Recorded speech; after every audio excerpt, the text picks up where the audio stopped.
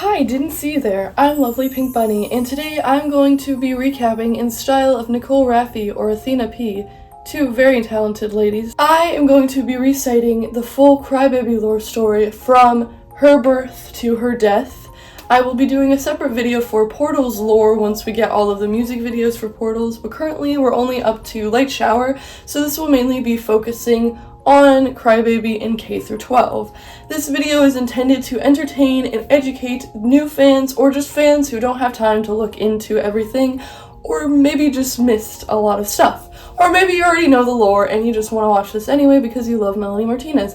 Either way, you are welcome here and I'm excited to do this video. And by the way, this video will not be talking about the after school era, the dollhouse era, the voice era, and any songs that aren't about Crybaby. Those songs and those EPs are all about Melanie's life and not Crybaby's. If you'd like a separate video of me telling the lore of Melanie as a person, feel free to request that below, but today we are talking about specifically Crybaby's story.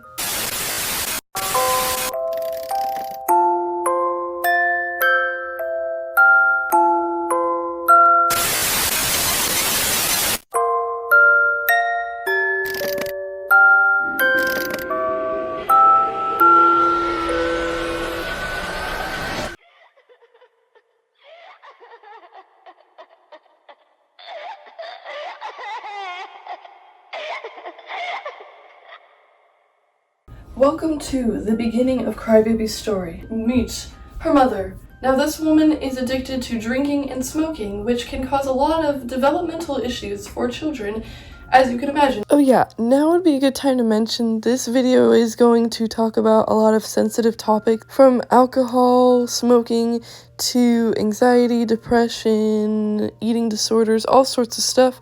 So if any of these things trigger you, please do not continue watching, or at least just watch carefully.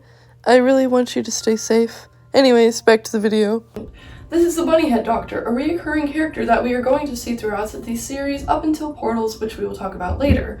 We see her giving birth to her child, Crybaby.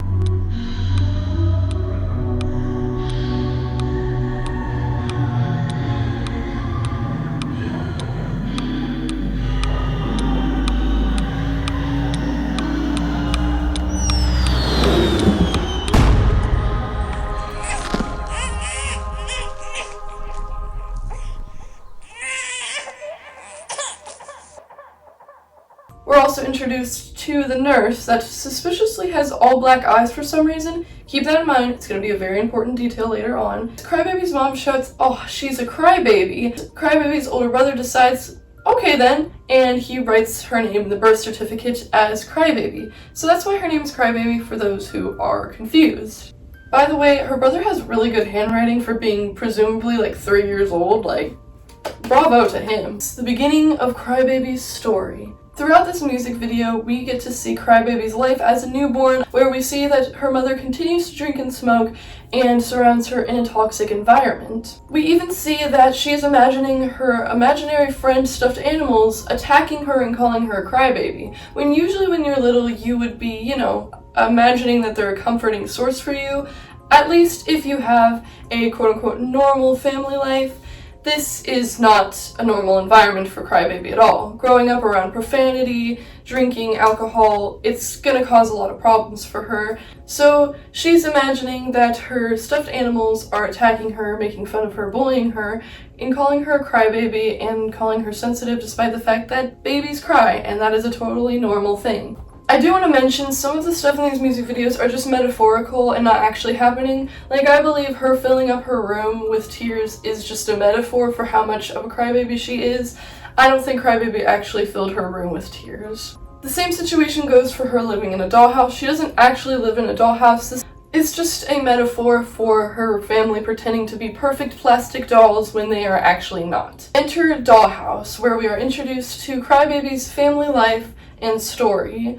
Crybaby tries to get this little girl to listen to her and hear her out about her horrible life. I believe this is just a metaphor for Crybaby trying to get people outside of her family to notice the things that are going on, but eventually becoming blindsided and being like, no, they're perfect, what are you talking about? Kind of that kind of thing. Her dad, which is usually absent and out cheating, and now her older brother, who has eventually become addicted to smoking cannabis like his mother. Crybaby is seeing all of this, and as she gets older and older, she starts to realize that these things are not right. Around this time, Crybaby is still a toddler, so we can assume maybe 4 or 5 is the oldest we can go here. And this is the age I believe she stays for most of these songs in this album. We see that they pretend to be perfect and tell Crybaby to just take photos and pose with your brother. In the end, we see that they are cornering in this little girl, which I believe just represents them successfully blinding people to think that they are perfect when they are not. After this, enter Sippy Cup. This night changed everything, so get your popcorn and really sit down for this one, because this is when things start getting really dark really quickly. One night when Crybaby's mom was up really late drinking, she overhears her husband bringing home his new mistress. She pretends to be sleeping and investigates further. Crybaby's mom and her dad get into a big fight and eventually ends up resulting in her dad's death because her mother kills the father and the mistress.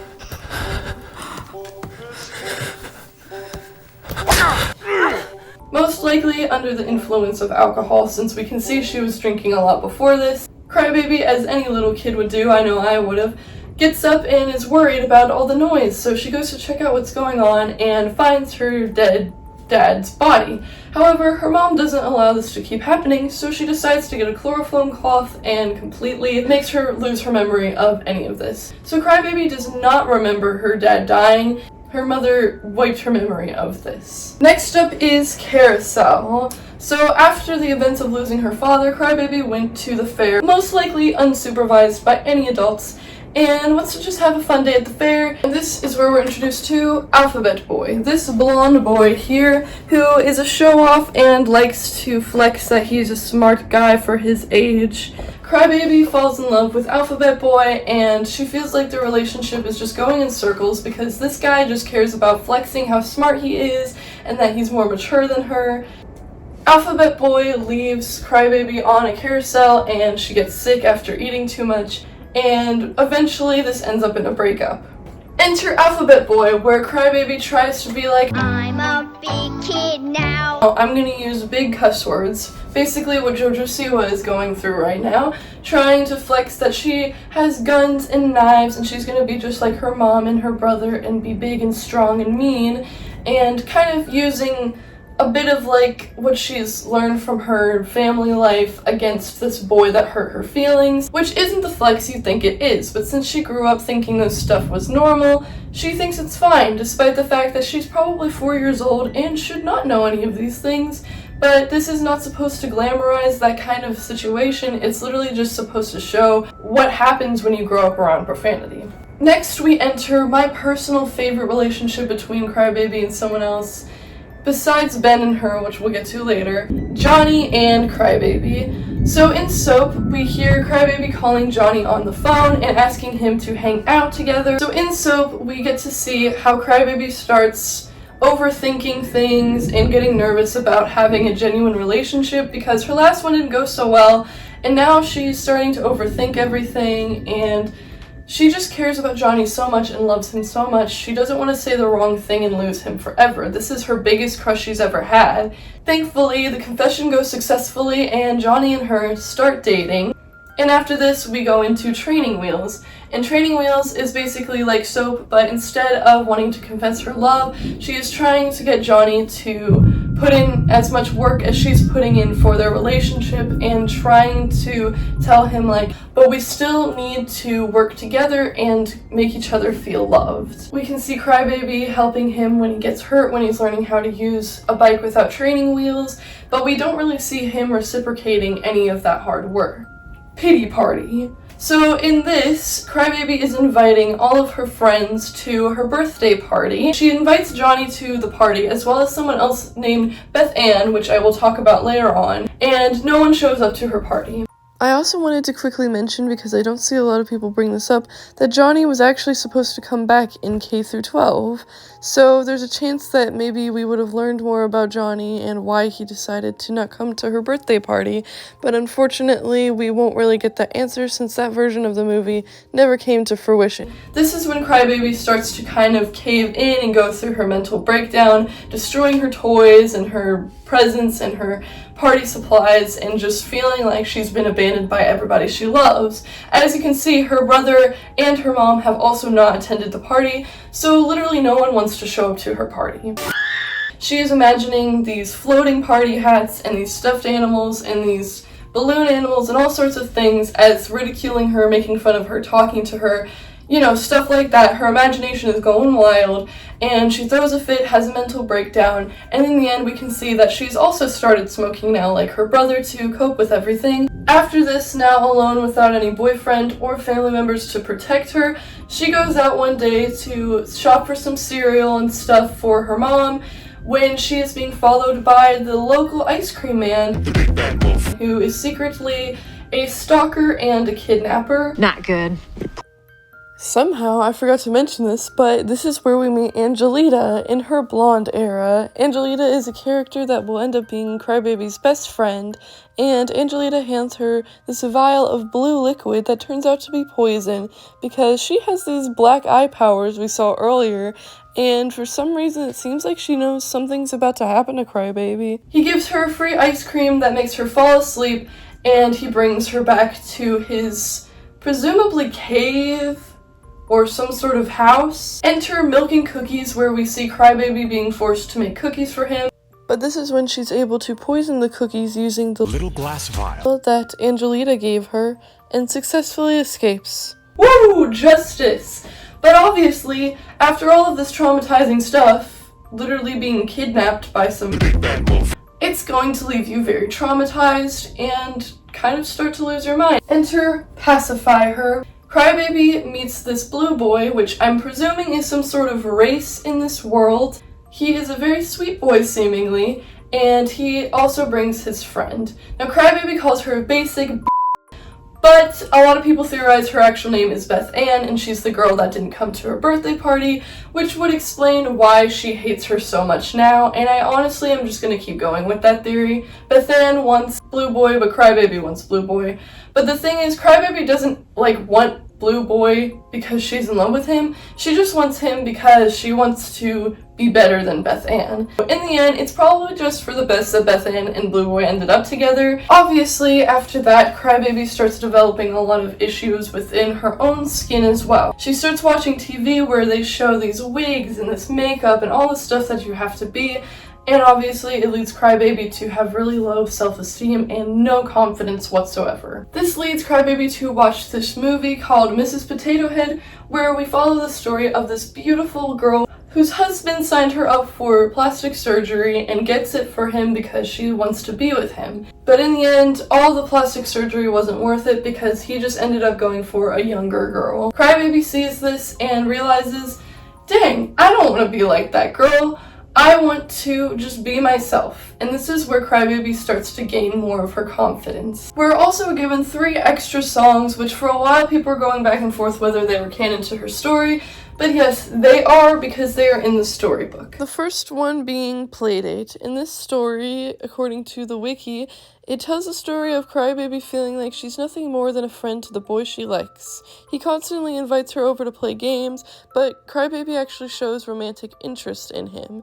There's a chance this could be about a whole new boy that we haven't met before, or this is maybe how she feels about Johnny or Alphabet Boy. This could be any of the previous or a whole new romantic interest, but either way, Crybaby is having a crush on them, but trying to deny it since they seem to be pretty oblivious. Then we have Teddy Bear. Now, the song itself is actually a metaphor for a toxic relationship, but I'm not sure if the story is literal or not in Crybaby's case, which is a story about Crybaby being stalked and chased by her teddy bear that came to life. Whenever I hear the song, I just think of the Austin and Ally episode. There's also Gingerbread Man, which is a story about Crybaby's standards and wanting to be with a guy that will love her and treat her right. Crybaby finally decides she's comfortable in her own skin and she's tired of letting people walk all over her. Mad Hatter. We see her smoking, as we learn she started doing a pity party, and finds a drink saying, "Drink me," on her nightstand.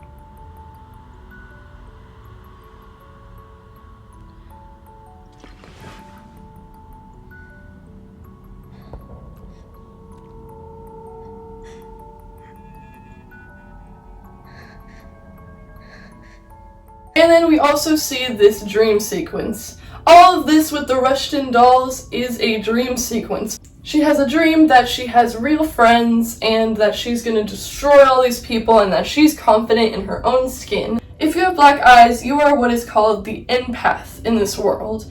An empath is someone who has magical abilities. They can use telekinesis, predict the future, make fire come out of their hands, make water come out of their hands, they can fly, all sorts of wild stuff.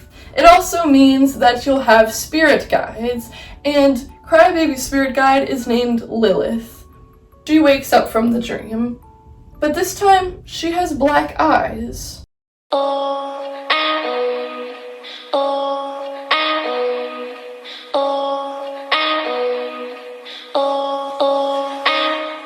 Crybaby wakes up from her dream in Mad Hatter, and this is where she gets ready for her inevitably worst days of her entire life. Off to a world where girls are to wear pink dresses and boys blue pants, but Crybaby dyed her uniform purple and embroidered flowers on the sleeves.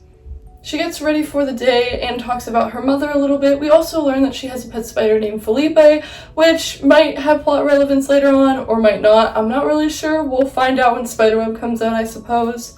And Crybaby heads off to the first day of kindergarten. So Angelita and Crybaby go on the bus together, and while they're on the bus, Crybaby gets made fun of for being sensitive and for her gap teeth.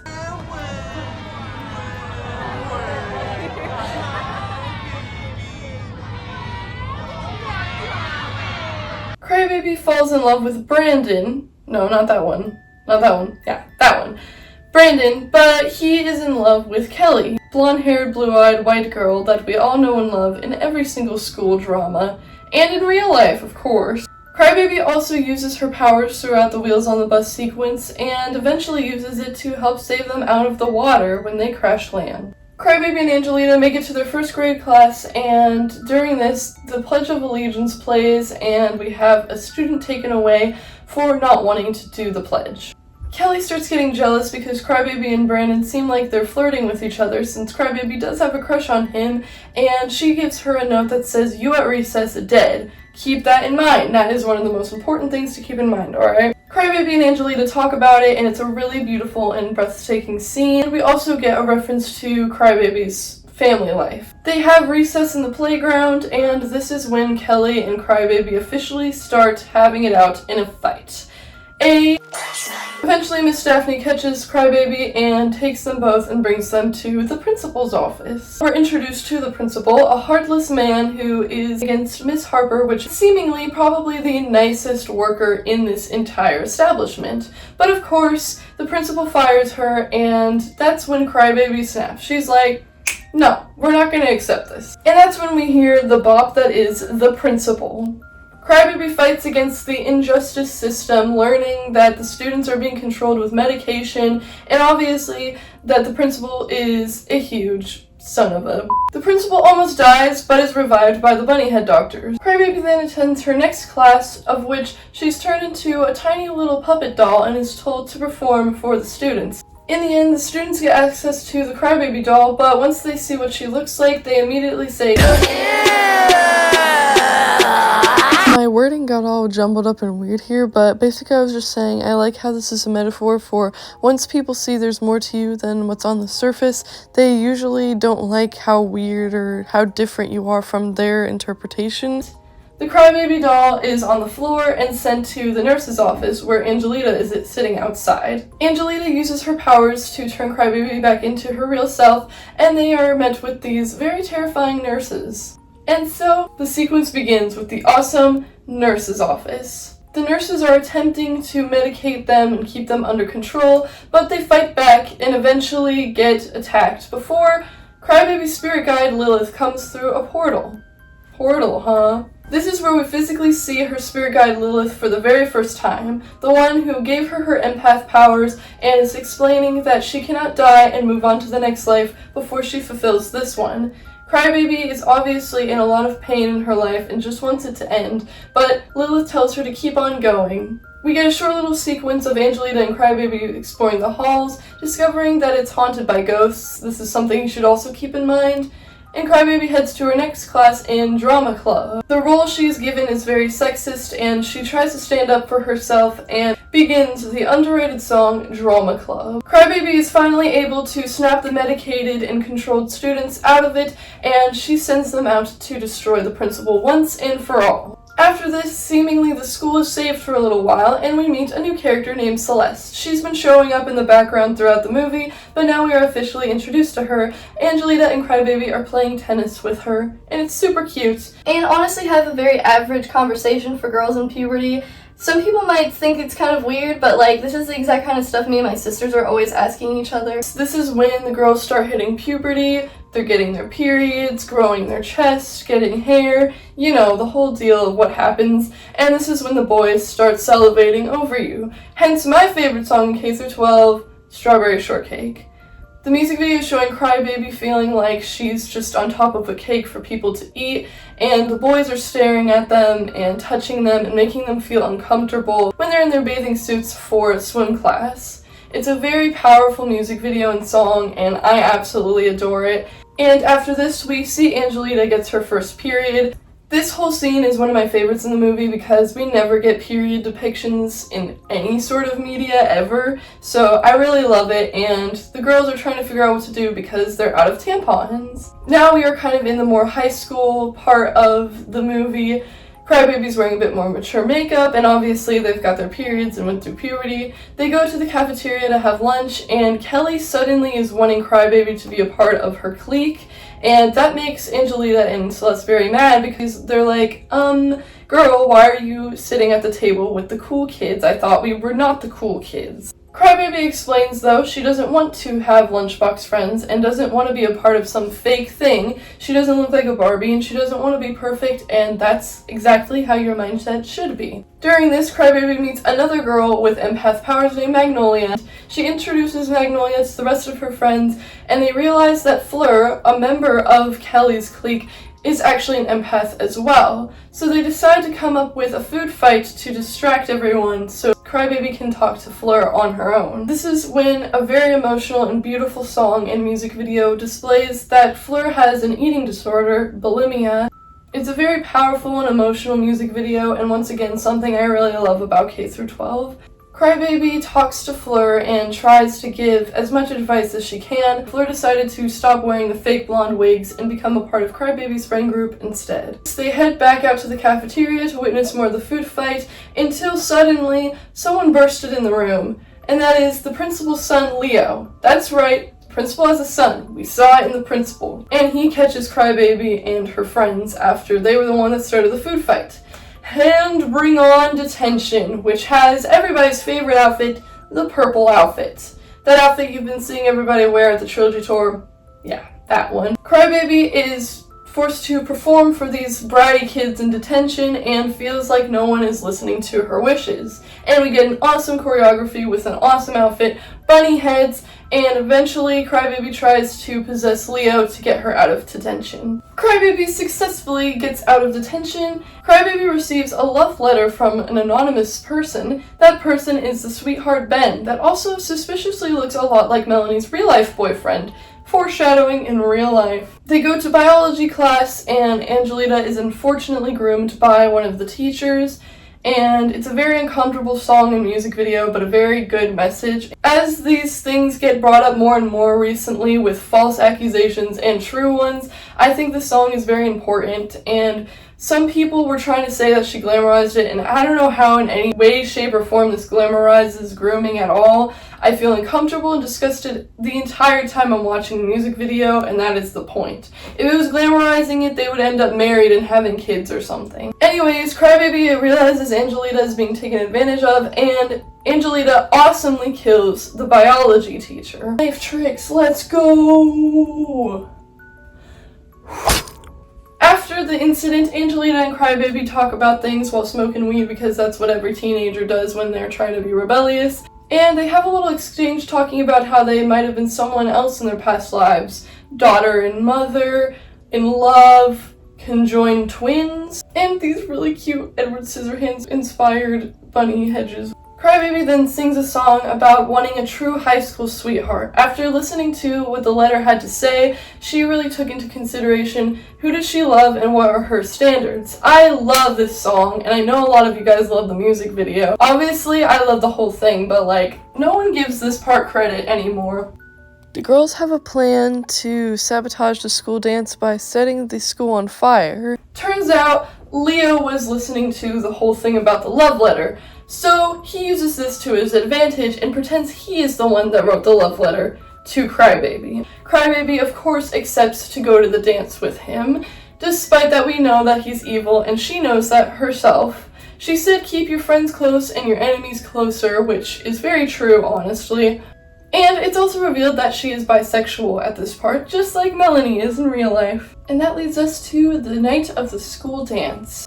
Crybaby explains what happened with the plan and told everybody that she got into the dance through Leo, and so they felt very betrayed and heartbroken by this news and led Crybaby to storm out angrily and blames herself for doing something for a boy that doesn't even like her, and a ghost named Lorelei appears behind her, comforting her.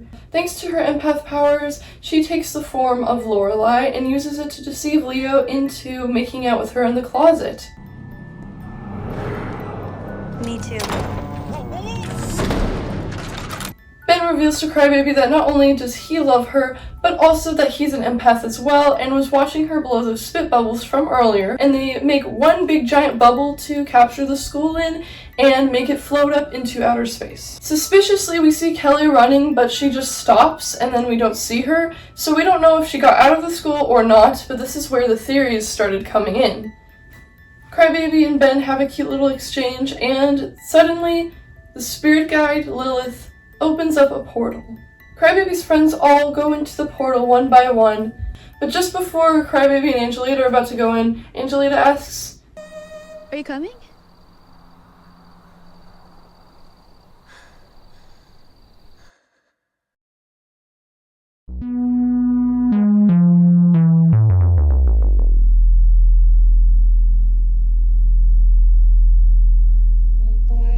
Times that I consciously know every soul standing next to you is okay.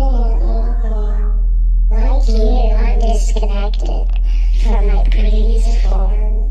Especially the dead body destructive alarm. The creature I am, the vessel I own, might cause you nightmares, or so I've been told.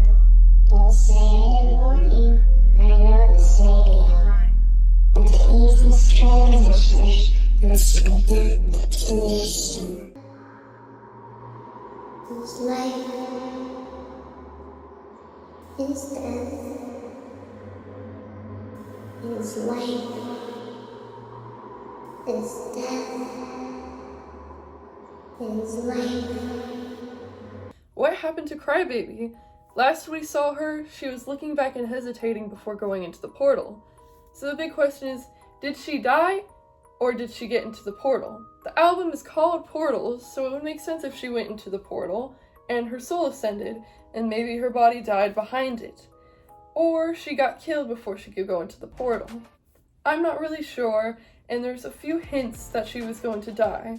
In Classified, there's a foreshadowing, as it says, "You at recess," and she's saying she's dead. And what is the last song in K-12? Recess. So yes, this was a foreshadowing, and Melanie confirmed herself she's been planning for Crybaby to die since the beginning. Well, we see her depicted with her heart being shot in most of the different versions, and so it was obviously clear that something happened with her heart.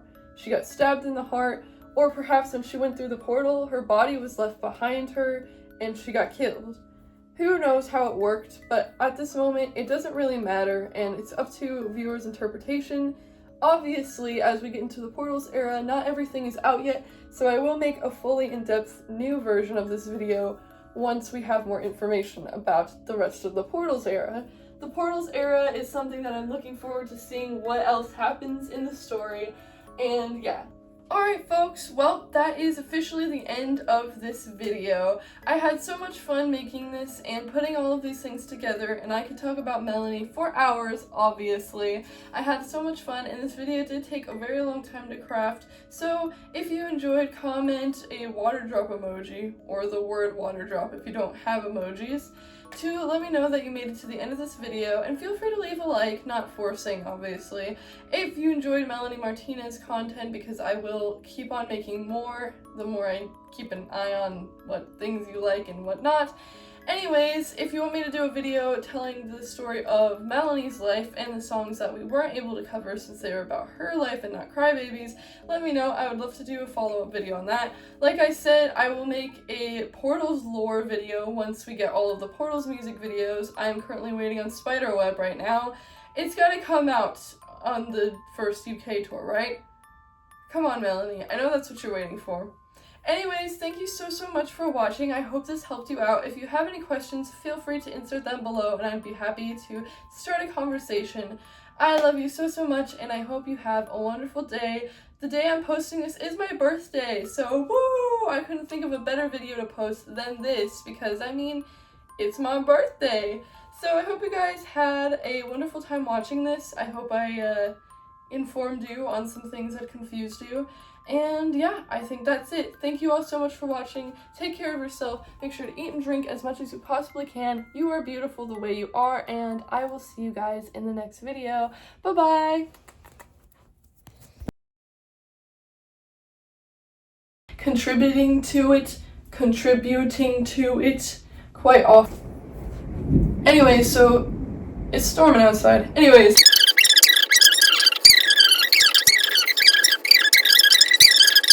Johnny, baby, can you meet me tonight in detention? I can feel your blood pressure rise. This tension, let me crawl up into your mind. It's made fun of for being sensitive and for her ear. Her ear?